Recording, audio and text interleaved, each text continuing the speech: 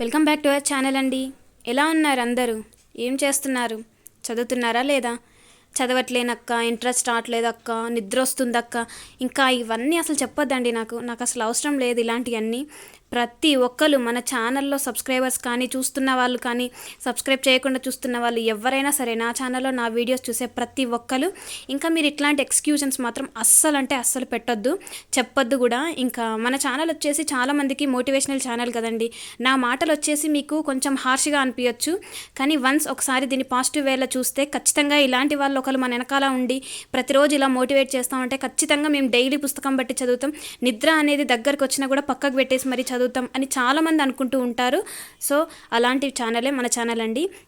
నిన్న న్యూస్ చూసానండి. నేను ఎప్పుడైతే న్యూస్ చూసానో గ్రూప్ 1 నోటిఫికేషన్ రాబోతుంది అండ్ గ్రూప్ 4 రిజల్ట్స్ రాబోతున్నాయి అని తెలిసిన తర్వాత నిజంగా అసలు ట్రైన్లు పరిగెడుతున్నాయి నాలో.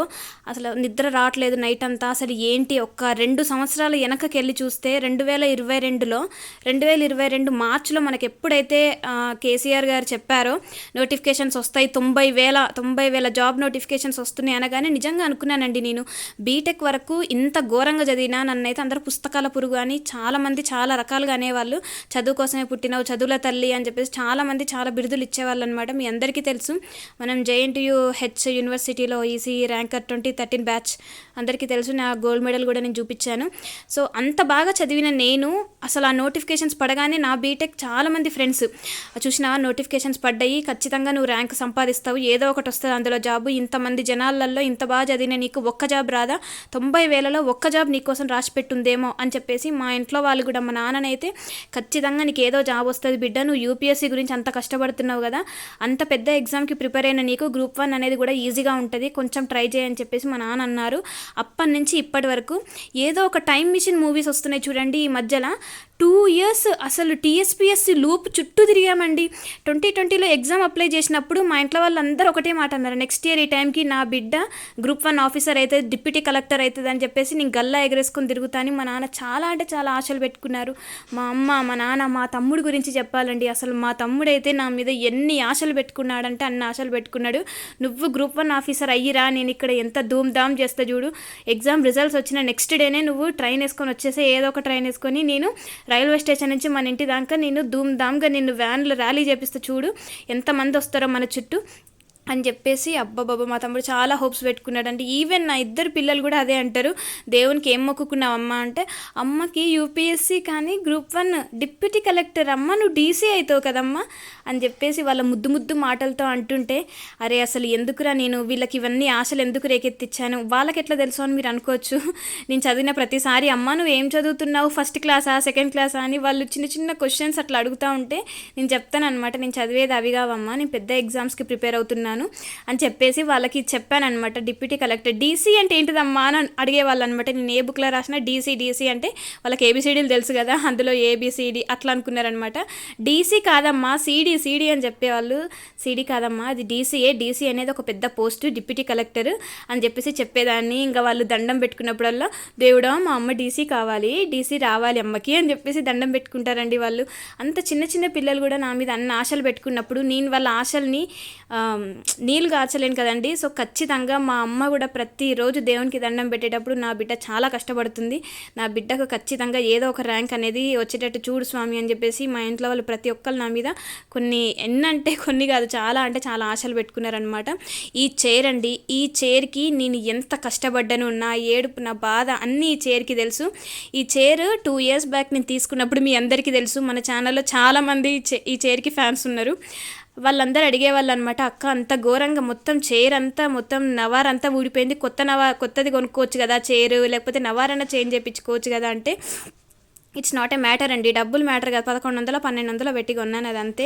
కానీ ఆ చైర్కి నాకు ఉన్న అనుబంధం అండి, ఆ చైర్ మీద కూర్చొని చదివినప్పుడల్లా నాకు ఒక రకమైన కాన్ఫిడెన్స్ తోటైతే రాసేదాన్ని అనమాట. 2020లో మన ఛానల్ ఇంత గ్రోత్ కాలేదు కదండి, అప్పుడు ఈ ఛానల్ మీద అంత పిచ్చి ఉండేది కాదు, ఏదో ఇంకా వీడియో పెట్టాలంటే పెట్టేదాన్ని. కానీ అప్పుడు ఎంత ఘోరంగా చదివినా అంటే అసలు నాకు మాత్రమే తెలుసు అండి, నన్ను అప్పటి నుంచి ఫాలో అవుతున్న వాళ్ళకి కూడా నేనేంటో తెలుసు. నిజంగా నా మీద చాలా హోప్స్ పెట్టుకున్నారు. గ్రూప్ 1 అయితే ఫస్ట్ గ్రూప్ 1 ఎగ్జామ్ రాసినప్పుడు బాగా అంటే కోచింగ్ తీసుకున్నాను కదండి, కోచింగ్ తీసుకొని 2 టైమ్స్ రివిజన్ ఇచ్చాను కాబట్టి నమ్మకం ఉండే. కానీ అప్పుడు నేను ఏం మిస్టేక్ చేశానంటే కరెంట్ అఫైర్స్ని చాలా అంటే చాలా తక్కువగా చూశానమాట. అంటే చూడడం ఇన్ ద సెన్స్ మ్యాగజైన్స్ చదివాను కానీ బాగా అంటే బాగా కరెంట్ అఫైర్స్ మీద ఫోకస్ చేయని కారణంగా నాకు అప్పుడు పోయింది.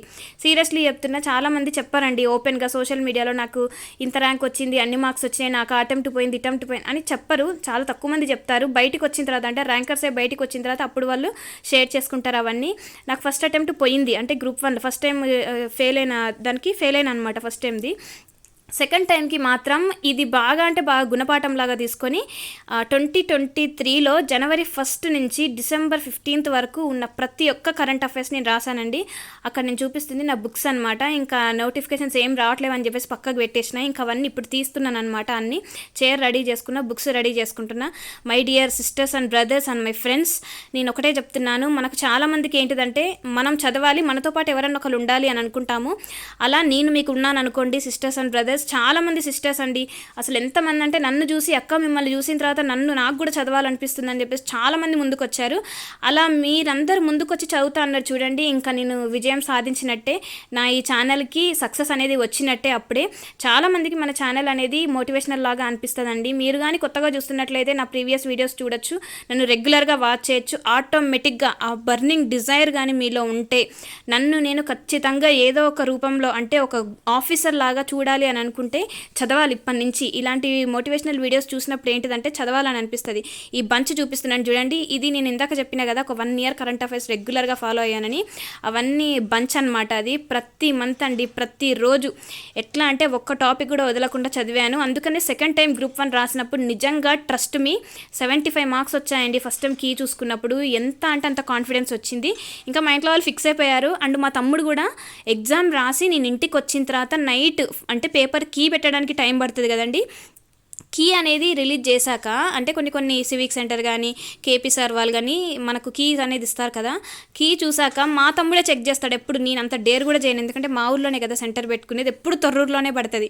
మా తమ్ముడు వాడు కూడా అప్లై చేసేది, నేను కూడా నీతో పాటు రాస్తాను. కానీ వాడికి ఒక సెంటర్ నాకు ఒక సెంటర్ పడడం వల్ల నాదే ముందులే నువ్వు రాయాలి పదా, నీలాంటి వాళ్ళు రాస్తేనే వస్తుంది, నాలాంటోడికి రాదు అని చెప్పేసి వాడు తీసుకెళ్ళేది. వద్దురా బాబు నేను భావన తీసుకొని వెళ్తాను అని ఎంత చెప్పినా కూడా వద్దక్క, నేను నీ విజయంలో కొంచెమన్నా సహాయం పడని, నువ్వు అసలు మర్చిపో పదా అని చెప్పేసి తీసుకెళ్ళి రాయించేవాడండి. అంత దూరము మా ఊరు నుంచి తొర్రూరు ఒక 40 కిలోమీటర్లు ఉంటుంది.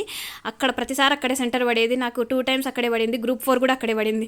సో ఇంకా మా తమ్ముడు తీసుకొని వెళ్ళి దగ్గరుండి రాయించి కీ కూడా వాడే చూసేది. వాళ్ళకి చూడడం వచ్చేది కాదు, నేను చూసినప్పుడల్లా ఏడ్చేదాన్ని. రాంగ్ టిక్ మార్క్ రైట్ వచ్చినప్పుడు సంతోషించేది, ఇంకా రాంగ్ మార్క్ కంటిన్యూస్గా వచ్చేది, ఏడ్చేదాన్ని. ఇక నువ్వు పడుకోపో నేను చూసుకుంటా అని చెప్పేసి మా తమ్ముడే కీ చూసేవాడు. మా తమ్ముడు మా చెల్లి, ఆ టైంలో మా చెల్లి ప్రెగ్నెన్సీలో ఉండే అనమాట.